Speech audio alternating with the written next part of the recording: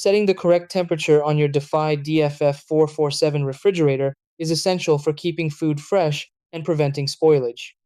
Refrigerators rely on stable cooling levels to preserve dairy, produce, and frozen items safely. If the temperature is set too low, food may freeze unnecessarily, while warmer settings can shorten shelf life.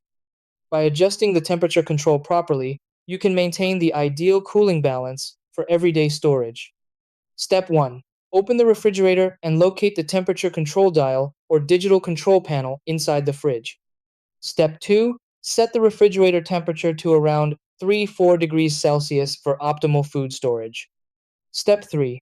Adjust the freezer temperature to approximately negative 18 degrees Celsius if your model allows separate settings.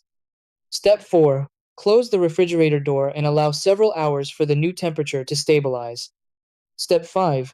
Check the temperature again later and fine-tune the setting if needed for consistent cooling.